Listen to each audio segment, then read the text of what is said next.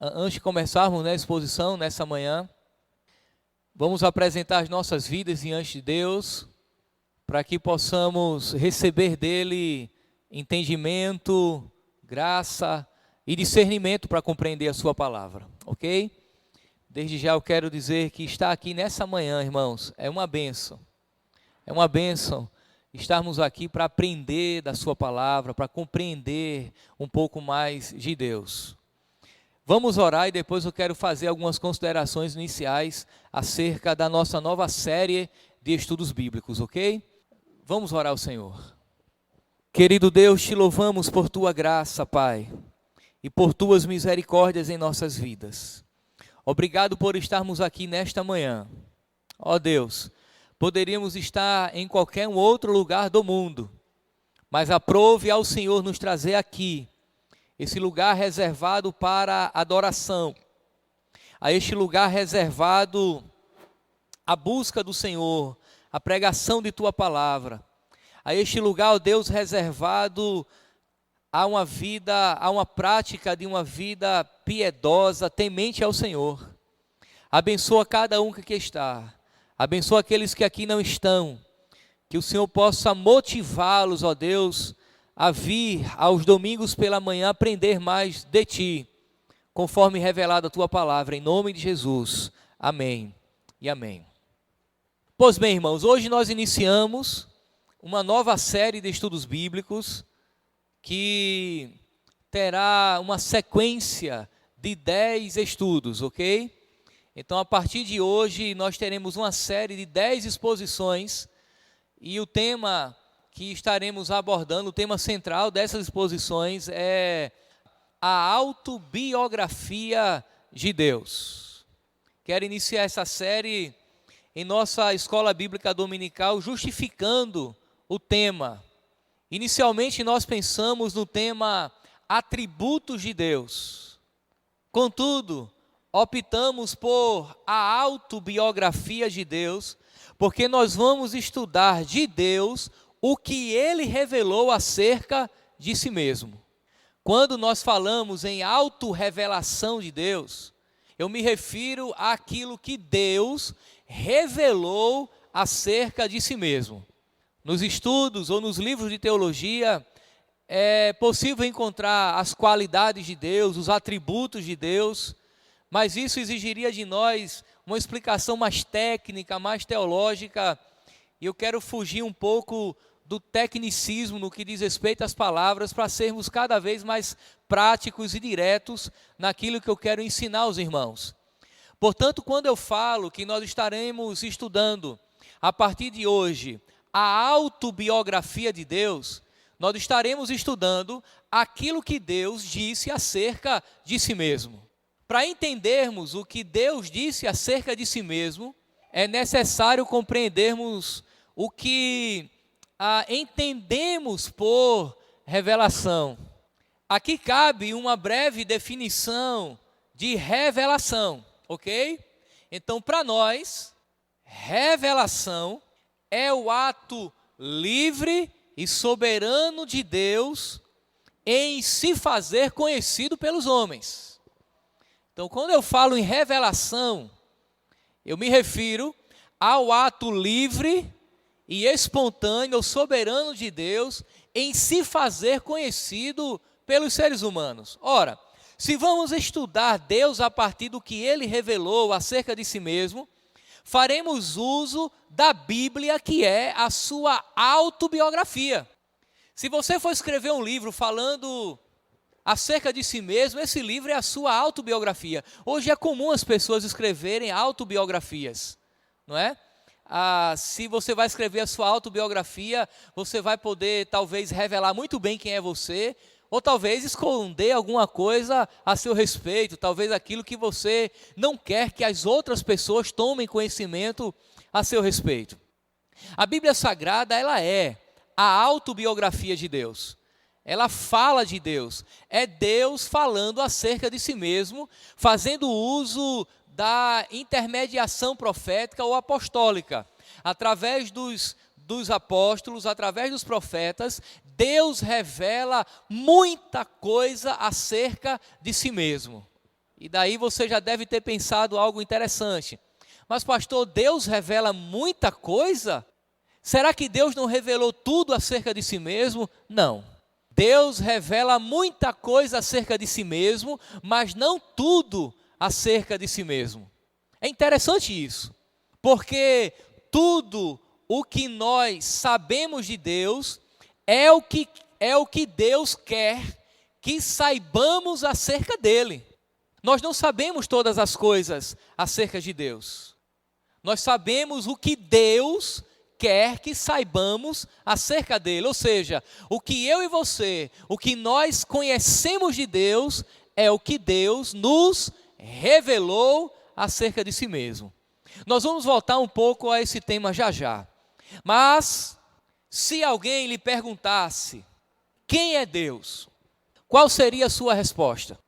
Você rapidamente vai entender que definir Deus não é algo tão fácil assim, como às vezes nós pensamos que é. Não sei se você já tentou definir Deus, ou se alguém já lhe perguntou quem é Deus.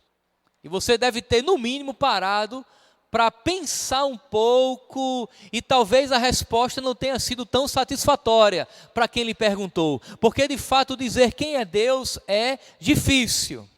No catecismo de fé de Westminster, esse é um documento doutrinário que regulamenta doutrinariamente algumas igrejas históricas, tanto aqui no Brasil quanto fora. Em alguns países do mundo, as igrejas tidas como igrejas reformadas ou igrejas históricas têm o catecismo de fé como sendo o documento que doutrina ou que regulamenta a doutrina acerca de Deus, a doutrina da igreja. Na pergunta 7, diz assim: que é Deus? A resposta é, preste bem atenção, Deus é um espírito em si e por si mesmo infinito, infinito em seu ser, glória, bem-aventurança e perfeição. Todo suficiente, eterno, imutável, incompreensível, onipotente, todo-poderoso, onisciente. Sapientíssimo, santíssimo, justíssimo, misericordioso e cheio de graça, longânimo e pleno de toda bondade e verdade. Perceba que nessa definição do Catecismo de Fé de Westminster, na tentativa de definir Deus, eles conseguiram definir quem Deus é através da sua autobiografia, através daquilo que Deus revelou acerca de si mesmo nas Escrituras Sagradas. Porque é a Bíblia que diz que Deus é Espírito, que Ele é infinito, que Ele é glorioso, que Ele é perfeito, que Ele é incompreensível, onipresente, onipotente, onisciente, dono de toda a sabedoria. É justamente a palavra de Deus quem diz tudo isso acerca de Deus, mas a palavra é dele, é de Deus. Logo, foi Deus quem disse que Ele é assim. Voltando ao fio da meada, tudo que eu e você sabemos de Deus é o que Deus disse acerca de si mesmo. Bem, uma vez que tomamos conhecimento de quem é Deus e que Ele se revelou por meio da Bíblia, cabe aqui uma outra pergunta: o quanto posso conhecer de Deus? O quanto eu posso conhecer de Deus? Eu posso conhecer muito ou pouco acerca de Deus? E a resposta é: só conhecemos de Deus o que Ele nos revelou. Perceba que nas palavras que tenta definir quem é Deus, na Confissão de Fé de Westminster, eles fazem uso dos atributos ou das qualidades de Deus para dizer quem Deus é. Então Deus é tudo aquilo que Ele disse acerca de si mesmo. Portanto, agora nós aprendemos que ninguém necessariamente define a Deus partindo de si mesmo. Foi Deus quem definiu quem Ele é. Não foi o homem que disse que Deus é poderoso, então Deus é poderoso. Não fomos nós que dizemos que Deus é santo, então Deus é santo porque eu disse que Ele é santo. Não foi a igreja que disse, olha, Deus é eterno, então Deus é eterno, não. Nós reconhecemos que Deus é eterno, reconhecemos que Deus é poderoso, que Ele é onisciente, onipresente, que Ele é santíssimo, justo, porque Ele disse que Ele é assim. Portanto, é Deus quem se autodefine. É Ele quem apresenta quem Ele é. Portanto, se alguém lhe perguntasse quem é Deus, você iria dar uma resposta baseado na palavra de Deus, naquilo que Ele disse acerca de si mesmo. Tudo aquilo que a Bíblia diz que Ele é, de fato, Ele é. A outra pergunta que eu levantei aos irmãos é se nós podemos ter, ou quanto nós podemos conhecer a Deus. É possível conhecer muito ou pouco acerca de Deus? Olha, a medida do conhecimento que nós temos de Deus é a medida da sua revelação. Nós podemos conhecer o tanto quanto Deus se revelou a nós. Qualquer coisa que ultrapasse aquilo que Ele revelou acerca de si mesmo é pura especulação. Com isso, nós chegamos à conclusão de que ninguém pode ter um conhecimento pleno ou exaustivo acerca de Deus. É justamente isso, irmãos, que nos causa um espanto, um pavor que nos atrai à presença de Deus. Olha que coisa interessante. Você conhece a Deus hoje e continuará conhecendo a Deus eternamente. E o fascinante é, o quanto mais você conhecer de Deus, mais de Deus tem para você conhecer, e isso eternamente. Se eu começar a falar a meu respeito para você, daqui a alguns minutos ou horas, eu já não tenho mais nada a falar acerca de mim para você. E você, com poucos anos de convivência comigo, ou pouco tempo, você vai perceber muita coisa a meu respeito, você vai conseguir mapear quem eu sou. É bem verdade que você não conhecerá as intenções secretas do meu coração nem na minha mente, mas você conhecerá bastante coisa a meu respeito.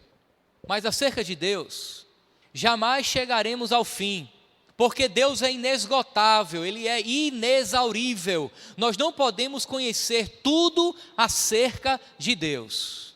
A teologia trata isso de maneira brilhante quando diz que Deus é, ao mesmo tempo, incompreensível e compreensível. Ele é incompreensível porque eu não consigo mensurar os seus planos secretos, compreender de maneira absoluta o seu decreto.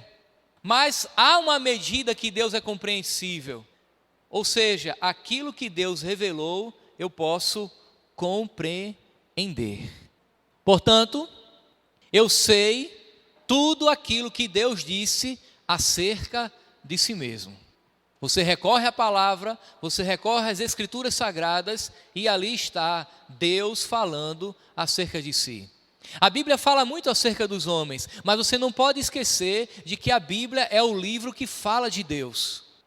A Bíblia é o livro que narra a história de Deus, como Deus intervém na realidade dos seres humanos. A Bíblia é a autobiografia de Deus. Pois bem, nós podemos conhecer a Deus, mas nunca de maneira plena ou exaustiva. Só conhecemos dele o que Ele quer que saibamos acerca dele. Portanto, aqui algumas lições interessantes para nós. Em primeiro lugar, há uma diferença entre conhecer Deus e saber coisas sobre Deus. Há uma diferença enorme. Aqui nós temos que ser bem sinceros. Ou seja, podemos definir bem o Evangelho, perceber doutrinas falsas e defender bem a nossa fé. Se nos perguntarmos como alguém pode conhecer a Deus, logo apresentaremos uma fórmula que ele seja eficaz.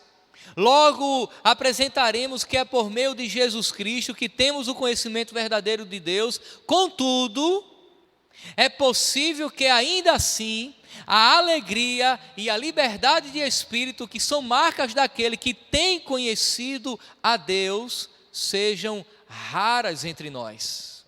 Onde é que eu estou querendo chegar, irmãos? Ao fato de que Há pessoas que conhecem bastante coisas sobre Deus, mas não conhecem a Deus. Há pessoas que conhecem aspectos da divindade, que conseguiram compreender por meio da razão coisas acerca de Deus, mas necessariamente ainda não conhecem a Deus.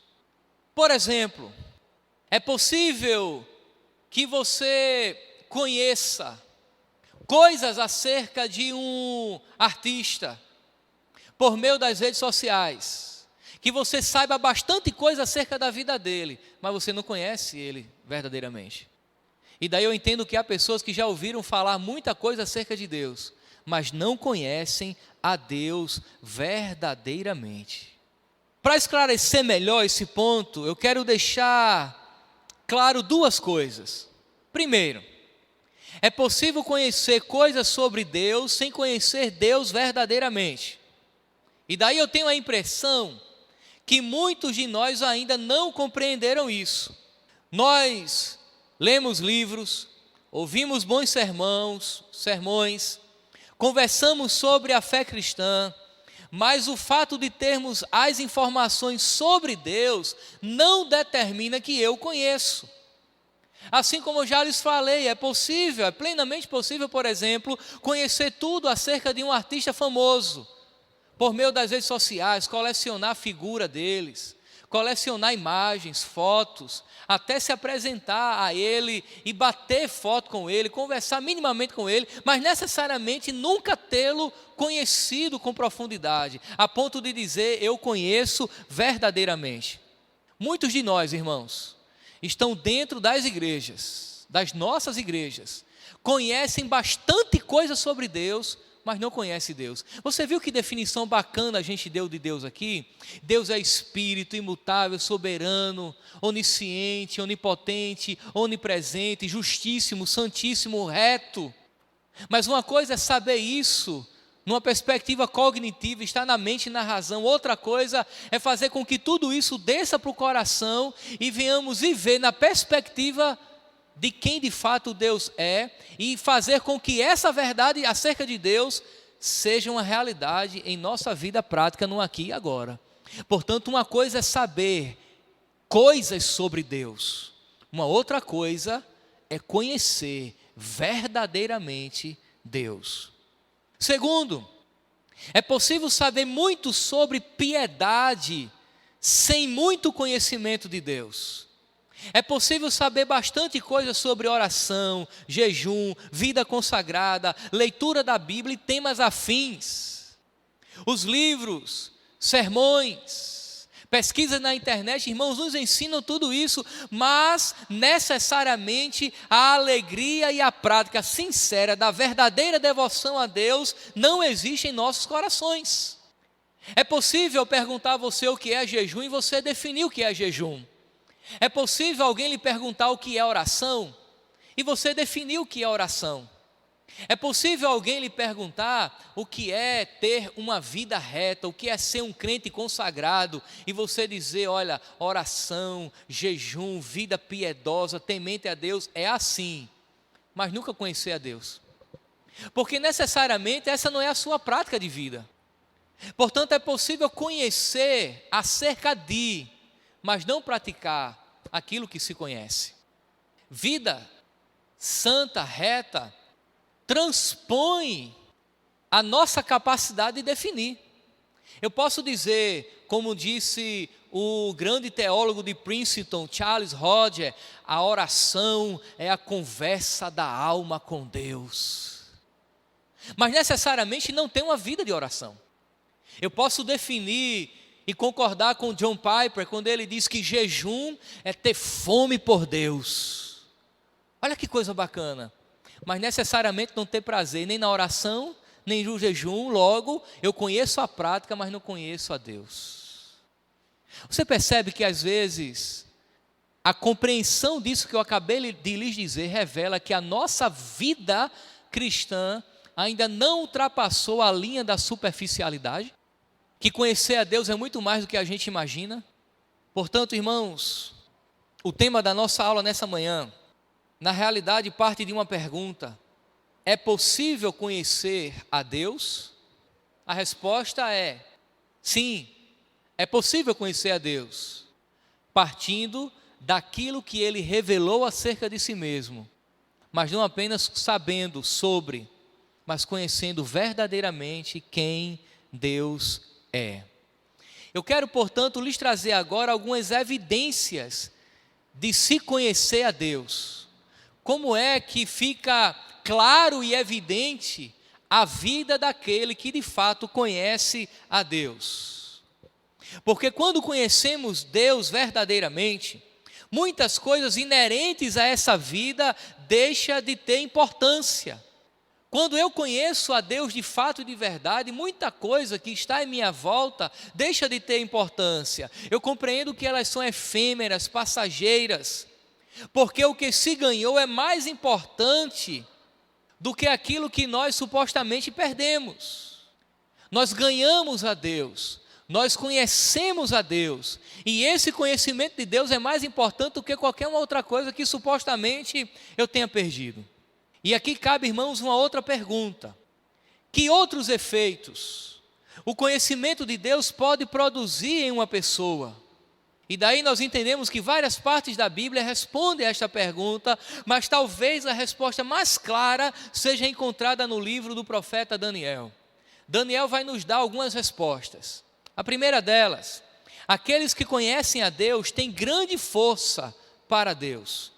Portanto, abra sua Bíblia no livro do profeta Daniel. Abra sua Bíblia no livro do profeta Daniel. Permaneça com ele aberto. Nós vamos ler alguns textos de Daniel. Não vamos ler o livro de Daniel todo, como fizemos com Jonas. Há uma diferença no tamanho dos capítulos, não é verdade? Mas nós vamos aprender algumas coisas aqui acerca do conhecimento de Deus com o profeta Daniel. Capítulo 11, verso 32. Em um dos capítulos de Daniel, é o capítulo 11, verso 32, nós lemos o seguinte: aos violadores da aliança, ele com lisonjas perverterá, mas o povo que o conhece ao seu Deus, o povo que conhece ao seu Deus, se tornará forte e ativo. Perceba que no contexto, esta afirmação é introduzida pela conjunção mas o povo que conhece ao seu Deus se tornará forte e ativo. Essa conjunção mas aqui é colocada em contraste com a atividade daquele que é um homem vil, lá no verso 21 do capítulo 11. Observe aí: depois se levantará em seu lugar um homem vil. Homem vil aqui é um homem perverso, ao qual não tinha dado a dignidade real, mas ele virá caladamente e tomará o reino com intrigas. Ok, esse contraste com a atividade daquele que é um homem vil, que estabelecerá a abominação desoladora e corromperá com palavras aqueles que falharam em sua lealdade com a aliança de Deus. É o que diz o verso 31 e 32, voltando para ele lá na frente. Vamos lá. Verso 31.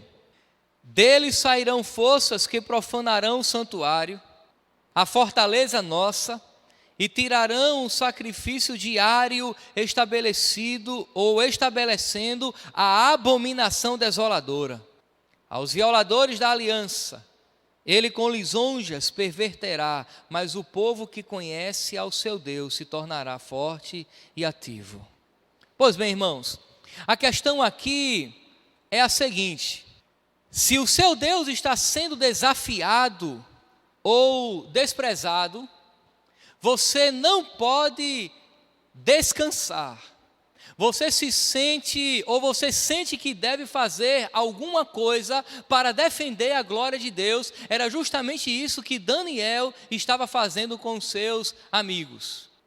Ele não se acomoda, Ele não se conforma com os homens vis e perversos, abomináveis que se levantavam, agredindo a santidade de Deus, e daí ele se fortalece no Senhor, porque ele conhecia a Deus. É o que o texto diz: aquele que conhece a Deus se levantará forte. Ele, ou eles, eram 4 amigos que conheciam a Deus, e que em consequência sentiam-se compelidos, de vez em quando, a se impor contra os preceitos das falsas religiões da Babilônia. Daniel está na Babilônia. Daniel, junto com os seus amigos, é desafiado ou a se curvar diante dos deuses da Babilônia, ou se curvar diante do Deus Altíssimo. Diante de toda a perversidade, uma vez que Daniel e seus amigos conheciam a Deus, eles, portanto, se tornaram fortes para defender a honra de Deus. Isso é, irmãos, exatamente o que acontece nos capítulos de Daniel. E daí nós somos informados das proezas de Daniel e de seus 3 amigos, e como eles colocaram a sua vida em risco, sendo fortes para Deus, porque conheciam a Deus. O contrário é verdade. Aqueles que não conhecem a Deus são fracos para Deus. Os que conhecem a Deus verdadeiramente e são íntimos de Deus, são fortes para Deus, ou seja, eles têm a capacidade de, se necessário for, colocar a sua vida em risco para defender a glória de Deus e não se contaminar com as coisas do mundo. A questão aqui é a seguinte: já lhes falei, se o seu Deus está sendo desafiado ou desprezado, você não pode descansar. Você sente que deve fazer alguma coisa. Foi exatamente isso que Daniel fez. Ele, seus 3 amigos. Daniel, irmãos, em particular, surge como alguém que não deixaria uma situação dessa natureza escapar, mas sentia-se compelido a enfrentá-la. O que é que acontece ali na Babilônia? Deus é desafiado. Nabucodonosor se autodeclara o soberano do mundo, do império, e é ele quem manda, ele é o Altíssimo. E Daniel não compreende dessa forma. Ele é forte para Deus porque ele conhece Deus e se apresenta de uma maneira a defender a honra de Deus. Acontece uma coisa interessante aqui, é que aqueles que conhecem a Deus têm grandes pensamentos a respeito de Deus. O interessante é que o livro de Daniel nos diz muito sobre a sabedoria, poder e verdade acerca do grande Deus que governa e que mostra sua soberania em atos de julgamento e misericórdia para com os indivíduos e também para com as nações. E daí, irmãos, diante do sofrimento que Israel sofria sob o jugo da Babilônia, somos lembrados de que Deus é o Rei dos reis e Senhor dos senhores, e que o céu domina, que Ele domina os céus. Daniel ensinou isso a Nabucodonosor, capítulo 4, verso 25, vamos lá. Capítulo 4, verso 25.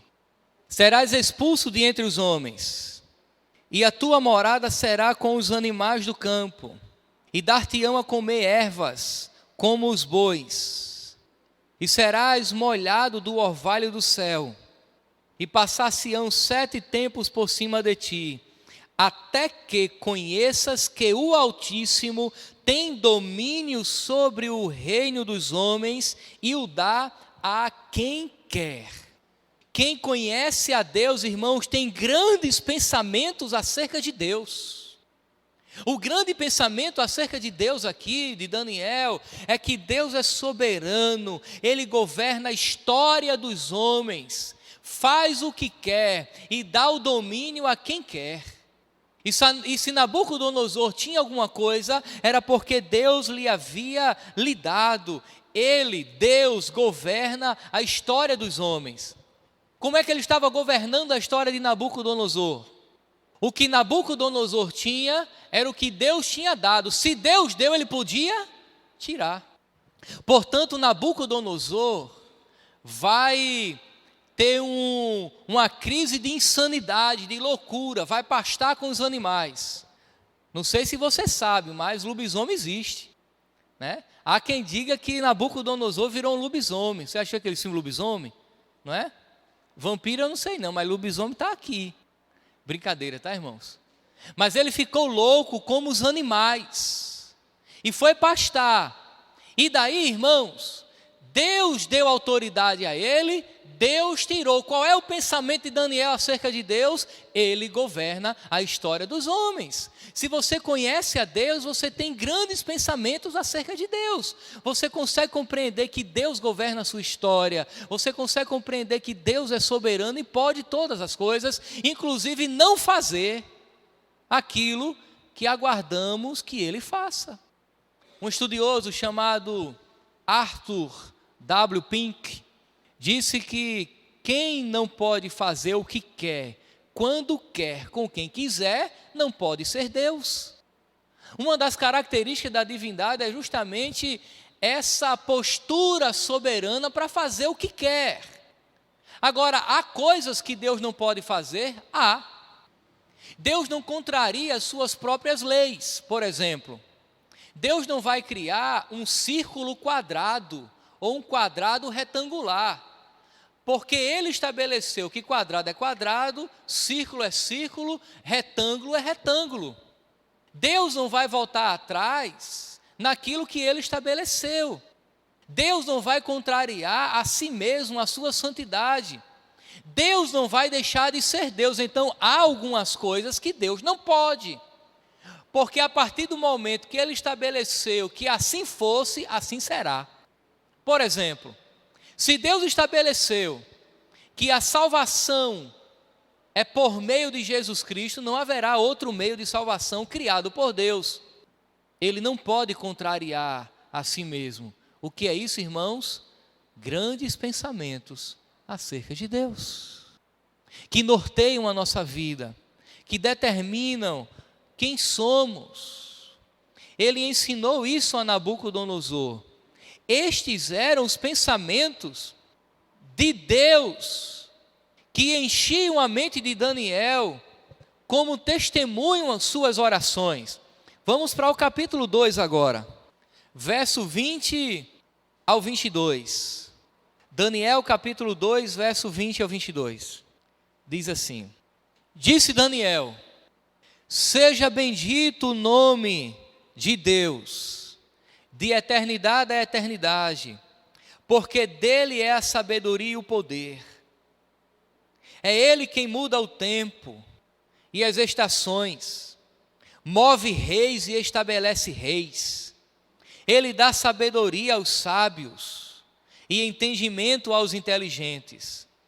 Ele revela o profundo e o escondido, conhece o que está em trevas, e com ele mora a luz. Quando você ora a Deus, você revela grandes pensamentos acerca dele.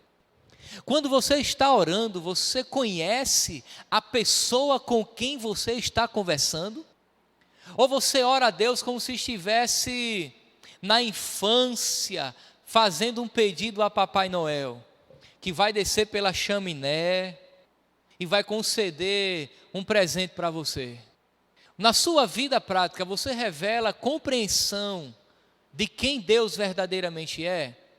Repetindo, irmãos, se o nosso conhecimento de Deus for fraco, a nossa vida cristã será extremamente fraca, desnutrida, limitada. Mas nós temos que nutrir grandes pensamentos a respeito de Deus, conhecer quem Deus é e revelar isso na nossa vida prática, de oração, de convivência com os irmãos. Daniel está orando, Daniel está revelando quem Deus é. Ele diz quem Deus é porque ele conhece a Deus. A nossa falta de conhecimento de Deus é declarada nas nossas orações. Ouça as suas orações. Observe como é que você ora. Grave um momento de oração seu. E depois escute aquilo que você orou a Deus. Pegue a Bíblia, leia e veja como é que os profetas e os apóstolos oravam a Deus, e faça uma comparação. É possível que você saia extremamente envergonhado, porque nas orações daqueles homens, eles revelavam conhecimento de Deus, um conhecimento real e verdadeiro.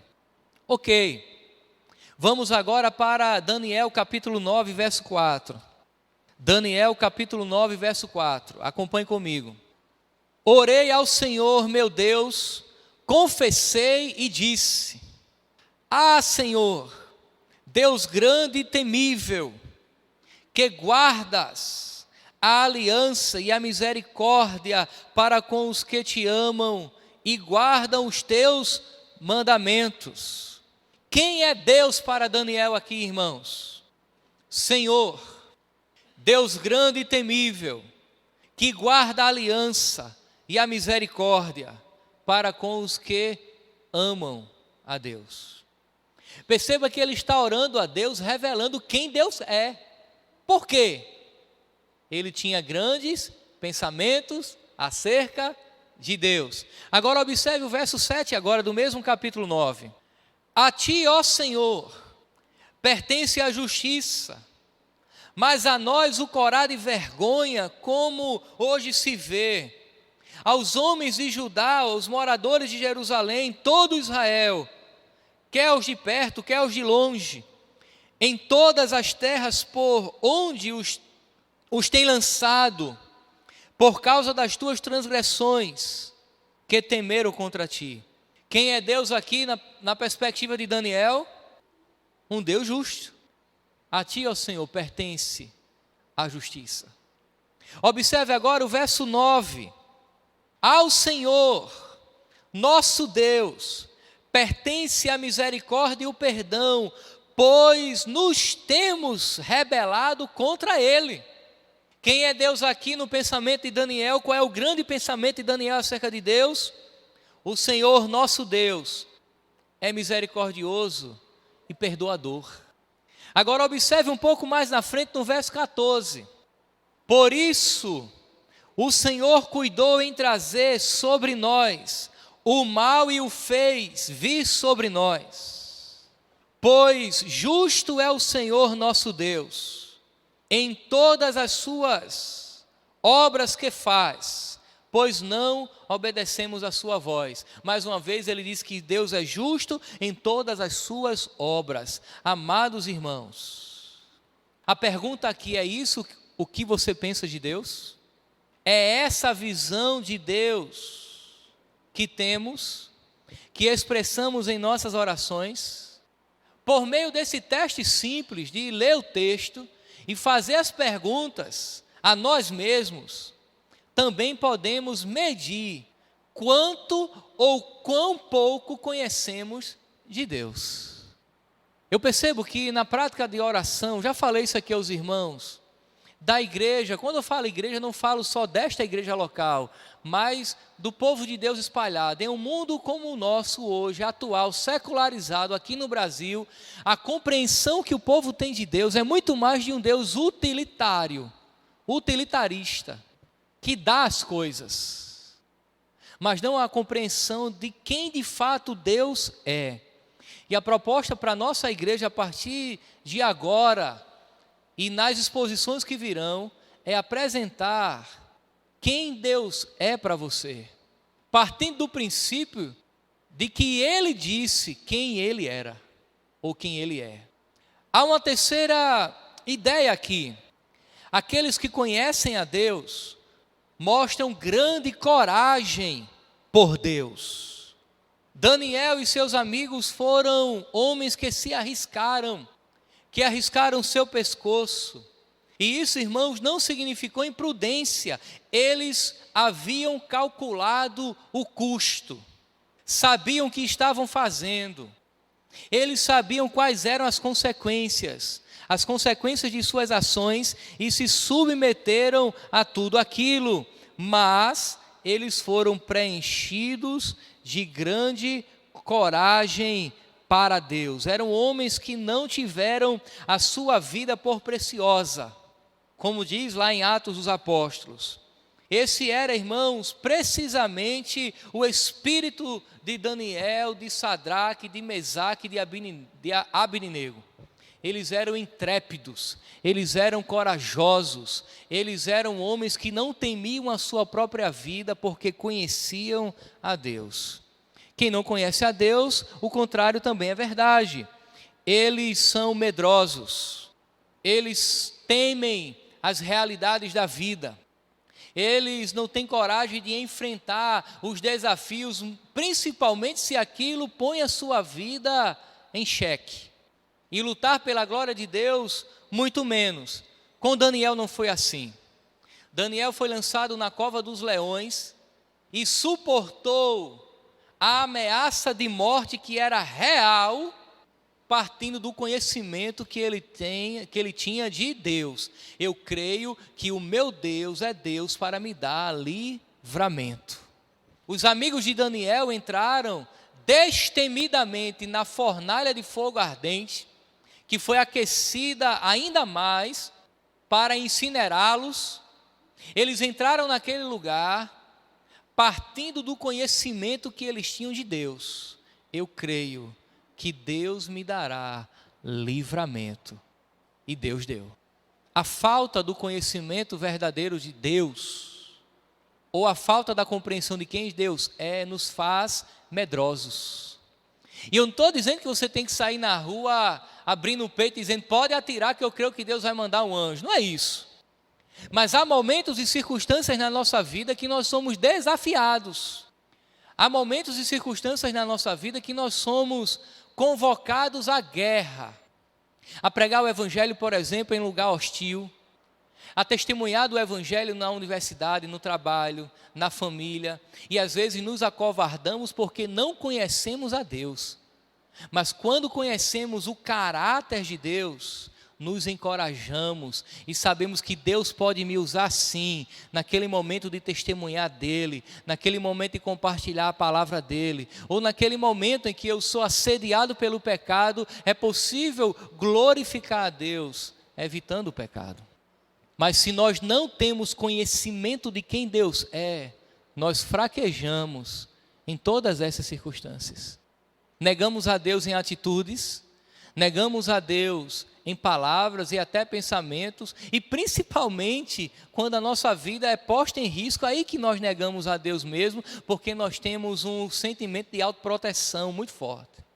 E isso acontece quando eu não conheço a Deus.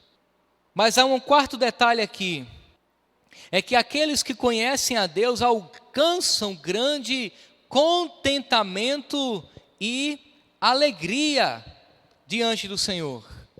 É interessante isso. Foi Paulo quem disse, escrevendo a sua carta aos Romanos, no capítulo 5, verso 1, justificado, pois, mediante a fé, temos paz com Deus, por meio de Jesus Cristo. No capítulo 8 da sua carta aos Romanos, ele diz, nenhuma condenação há para aqueles que estão em Cristo Jesus. Portanto, irmãos, aqueles que conhecem a Deus, têm grande alegria, alcança grande contentamento, alegria, plena satisfação em Deus. É isso que diz as Sagradas Escrituras. Amados irmãos, era justamente essa a paz que Sadraque, Mesaque e Abednego desfrutavam naquele período na Babilônia. Eles estavam vivendo um ambiente hostil, mas tinha alegria no coração. Eu quero caminhar para o fim, chamando a sua atenção para um detalhe. Vejam bem, Daniel e seus amigos perderam a pátria, perderam a sua bandeira. Se eles quisessem cantar o hino nacional com a mão no peito, não era mais na sua terra, era numa terra estranha. Perderam a sua família, perderam as suas amizades, seu convívio social. Perderam o privilégio de cultuar no templo, porque eles foram arrancados de Jerusalém e levados para a Babilônia. Eles só não perderam a sua dignidade. Eles só não perderam a alegria e o contentamento de viver a vida diante de Deus. Por quê, irmãos? Porque eles conheciam a Deus. Você já percebeu que a gente se entristece com muita facilidade? E que no momento da tristeza profunda é o conhecimento de Deus que nos socorre. A palavra de Deus diz que em Cristo já não há mais condenação para nós. Que agora nós não estamos em uma condição de inimigos de Deus, mas somos amigos de Deus, temos paz com Deus. Nós temos que aprender, irmãos, a nos alegrar em Deus. E essa alegria tem que partir do conhecimento dEle. Nós nos alegramos com pouca coisa e nos entristecemos com pouca coisa também. A nossa alegria depende do estado, das condições, do status das coisas que estão ao nosso redor. A nossa alegria é determinada pela condição financeira, pelo amor respondido, coisa desse tipo. Quando que a nossa alegria deve estar fundamentada no conhecimento verdadeiro de Deus. Foi o apóstolo Paulo que terminou uma de suas cartas dizendo: alegrai-vos, outra vez vos digo, alegrai-vos. Mas quando você vai ver a vida de contentamento de Paulo, irmãos, era uma vida de contentamento que se revelava em meio às tribulações. A Bíblia diz, quando o apóstolo Paulo diz assim, tudo posso naquele que me fortalece, no contexto, nos versos anteriores, ele diz, olha, tribulação, fome, fadiga, nudez, perseguições, traições, naufrágio, picada de serpentes venenosas. Aí em seguida Paulo diz, tudo posso naquele que me fortalece. Quem é que fortalecia Paulo? O Senhor. Quem foi que fortaleceu Paulo no momento do espinho na carne? O Senhor. Fortaleceu Paulo não tirando o espinho, mas dando condições de Paulo suportar o espinho. E Paulo se alegrou. A alegria de Paulo não era uma alegria estoica. O estoicismo era aqueles indivíduos que sentiam prazer em sofrer. A ideia não é essa. Paulo sabia o que era sofrimento e sofria. Mas em meio ao sofrimento ele se alegrava. Por quê? Porque ele conhecia o Senhor. Você deseja esse conhecimento de Deus? É esse nível de conhecimento que você quer de Deus? É o momento, irmãos, de buscarmos. E aqui eu encerro com a pergunta: se desejamos esse tipo de conhecimento de Deus, então há duas coisas que devemos saber. Primeiro, devemos reconhecer o quanto carecemos do conhecimento de Deus. Nós temos que reconhecer isso. Necessitamos, carecemos, ainda não temos. Segundo, devemos buscar o Salvador, conhecer Jesus, ter mais intimidade com Ele. Aí sim teremos o conhecimento de Deus que nos conduz a uma alegria plena e essa plena satisfação que Daniel e seus amigos tiveram. É esse nível de conhecimento que você tem? É isso que você quer? É isso que nós vamos estar buscando para a glória de Deus nessas exposições que nós estamos iniciando hoje. Hoje foi apenas alguns apontamentos introdutórios para entendermos tudo aquilo que virá nos próximos domingos. E eu espero que você chegue a esse lugar com anseio no coração, com desejo por conhecer mais a Deus. A nossa próxima exposição é Eu Sou Soberano. Eu não, Deus. Uma vez que nós estamos estudando Deus a partir da sua própria revelação, a partir do momento que entendemos que o tema é a autobiografia de Deus, então Deus está dizendo, eu sou soberano.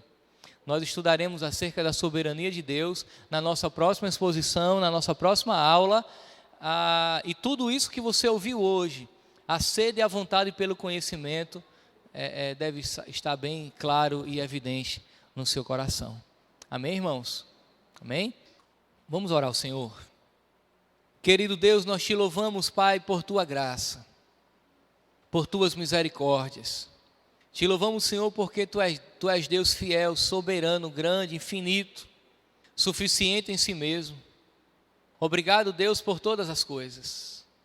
Obrigado porque o Senhor tem nos sustentado, gera alegria em nossos corações, para compreendermos cada vez mais quem é o Senhor e que isso possa fazer uma diferença em toda a nossa vida, em nome de Jesus. Amém e amém.